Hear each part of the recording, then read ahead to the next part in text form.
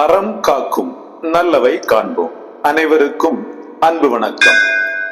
நாம இறை பூஜை பண்ணும்போது, நெய்வேத்தியம் ஆண்டவனுக்கு படைக்கும் போது எந்தெந்த விரல்களால் ஊட்டணும் அப்படிங்கிறத இந்த பதிவுல பார்க்கலாம். முதலில் ஒவ்வொரு மந்திரங்கள் ஆரம்பிக்கும் போது ஓம் அப்படின்னும் முடியும் போது ஸ்வாகா அப்படின்னும் சொல்றதுக்கு என்ன காரணம் அதை பார்க்கலாம். ஓம் என்பது பிரபஞ்சத்தினுடைய சப்தம். அந்த பிரபஞ்சத்தினுடைய சப்தமான ஓம் பிரணவ மந்திரம். இந்த பிரணவ மந்திரத்தினுடைய கடவுள் பிரணவ ரூபன், முழு முதற் கடவுளா இருக்கக்கூடிய விநாயக பெருமான். நாம் செய்யக்கூடிய ஒவ்வொரு காரியங்களுக்கும் முதலில விநாயகரை வணங்கிதான் ஆரம்பிக்க வேண்டும். அதனால சொல்லக்கூடிய ஒவ்வொரு மந்திரத்திற்கு முன்னாடியும் ஓம் என்கின்ற எழுத்தை நாம் சொல்லும் போது அது விநாயக பெருமானை குறிப்பதாக அர்த்தம். அதனால்தான் ஒவ்வொரு மந்திரங்களுக்கு முன்பும் நாம் ஓம் என்று சொல்வதற்கு காரணம்.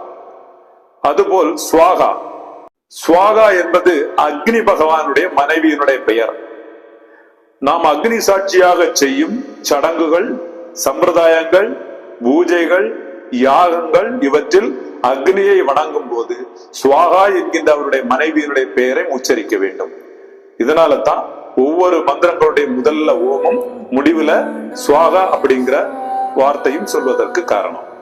இறைவனுக்கு நெய்வேத்தியம் ஊட்டும் போது எந்தெந்த மந்திரத்திற்கு எந்த விரல்களை எல்லாம் சேர்த்து நெய்வேத்தியம் ஊட்ட வேண்டும் என்பதை பார்க்கலாம். ஓம் பிராணாய ஸ்வாகா, ஓம் அபானாய ஸ்வாகா, ஓம் வியானாய ஸ்வாகா, ஓம் உதானாய ஸ்வாகா, ஓம் சமானாய ஸ்வாகா, ஓம் பிரம்மனே ஸ்வாகா. அப்படி 6 மந்திரங்கள் வரிசை கிரமமா வரும். முதல் மந்திரம் ஓம் பிராணாய ஸ்வாகா. ஓம் பிராணாய ஸ்வாகா சொல்லும் போது தாய் விரல், மோதிர விரல், சிறு விரல் இது 3ஐயும் சேர்த்து நைவேத்தியம் எடுத்து இறைவனுக்கு ஊட்டியதாக பாவனை செய்ய வேண்டும். அப்போ நம்முடைய மேல இருக்கக்கூடிய 2 விரல்களும் பார்க்கறதுக்கு 2 அப்படிங்கிற எண்ணிக்கையை காமிச்சா மாதிரி இருக்கும். வெற்றி அப்படிங்கிறதுக்கு அடையாளமாகவும் அதை காமிப்பார்கள். இதை ஞாபகம் வச்சுக்கிறதுக்காக சொல்றேன். இரண்டாவது ஓம் அபானாய ஸ்வாகா. அபானாய ஸ்வாகா சொல்லும் போது வலது கை தாய் விரலும், ஆள்காட்டி விரலும், நடுவிரலும் இத 3ஐயும் சேர்த்து நாம நெய்வேத்தியம் ஊட்ட வேண்டும். இது எல்லாமே வலது கையில செய்ய வேண்டிய விஷயம். நான் இப்ப சொல்லிட்டு இருக்கிறது எல்லாமே. மூன்றாவது வியானாய ஸ்வாகா. வியானாய ஸ்வாகா சொல்லும் போது தாய் விரல், நடுவிரல், மோதிர விரல் இது 3ஐயும் சேர்த்து செய்யும் போது பாக்குறச்ச அந்த கை பாபா முத்திரை மாதிரி நமக்கு தெரியும். நான்காவது ஓம் உதானாய ஸ்வாகா. உதானாய ஸ்வாகா சொல்லும் போது சிறு விரல் தவிர மற்ற 4 விரல்களாலும் இறைவனுக்கு நெய்வேத்தியம் ஊட்ட வேண்டும். ஐந்தாவது ஓம் சமானாய ஸ்வாகா. சமானாய ஸ்வாகா சொல்லும் போது அதே வலது கையினுடைய 5 விரல்களாலும் நெய்வேத்தியம் ஊட்ட வேண்டும். ஆறாவது ஓம் பிரம்மனே ஸ்வாகா. பிரம்மனே ஸ்வாகா சொல்லும் போது வலது கை, இடது கை 2 கைகளுடைய 10 விரல்களையும் சேர்த்து இறைவனுக்கு நெய்வேத்தியம் ஊட்ட வேண்டும்.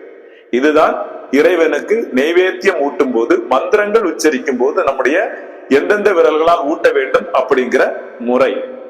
ஓம் பிராணாய ஸ்வாஹா, ஓம் அபானாய ஸ்வாஹா, ஓம் வியானாய ஸ்வாஹா, ஓம் உதானாய ஸ்வாஹா, ஓம் சமானாய ஸ்வாஹா, ஓம் பிரம்மணே ஸ்வாஹா, ஓம் பிராணாய ஸ்வாஹா, ஓம் அபானாய ஸ்வாஹா, ஓம் வியானாய ஸ்வாஹா, ஓம் உதானாய ஸ்வாஹா, ஓம் சமானாய ஸ்வாஹா, ஓம் பிரம்மணே ஸ்வாஹா.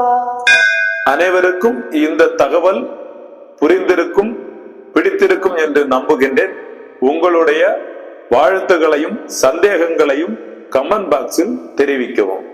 நன்றி, வணக்கம். அறம் காக்கும் நல்லவை காண்போம். வந்தே பாரத மாதரம்.